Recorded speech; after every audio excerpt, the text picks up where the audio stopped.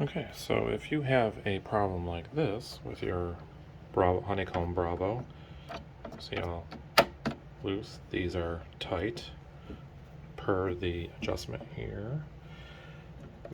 Tight, tight, tight. A washer and nut fell off. I can hear it rattling in there. What you need to do is flip your unit around. You can hear that screw came off. And you need to unscrew all these holes. Okay, I have the assembly back end taken apart. I just took this wire off to get this out of the way.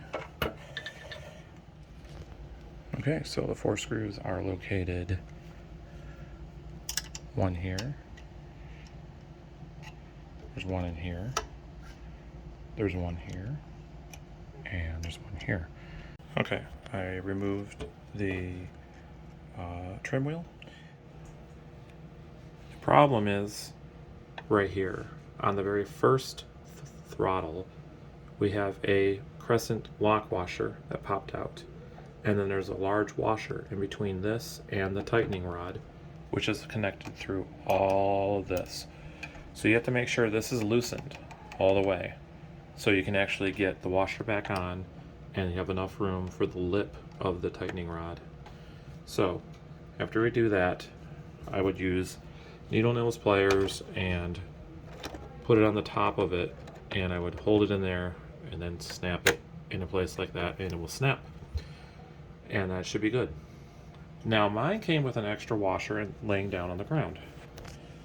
It is brand new, not a scratch on it, so I'm assuming this was laying down inside and it was just an extra washer during manufacturing. If you have an extra washer, I have no idea where this extra one goes. I originally thought it went on here as 2 washers, but that wouldn't work. It wouldn't fit the locking washer into this tightening rod. So I'm leaving it out. I already tested it. It's tight with it in. When I tighten this, all the throttles get tightened quickly. To put this back in, you can't just put this back in on top for the trim. You have to remove this completely out of the way so you can get back this to seat it like so. And now it's seated. I'll put my 2 screws in here. I'll put the locking clamps back in where they go, and it should all be ready to go, and we'll test it. All right, I installed the screws for the trim wheel. I installed the screws for the connectors for the throttle. It's all set in. Next, we will need to put in the trim connector and the USB-C connector that goes right here. So I will do that. Before I do that, let's test it and make sure it's functioning properly. Right now they're going to be really loose. I have to tighten them because remember we made it very loose so we can get the locking washer installed. Here we are. Tight, tight, tight, tight, tight, and tight. And everything works. So now after we're all done, we will take it through Flight Simulator and we will test and make sure all the levers are reading correctly, including the detents, which are all working.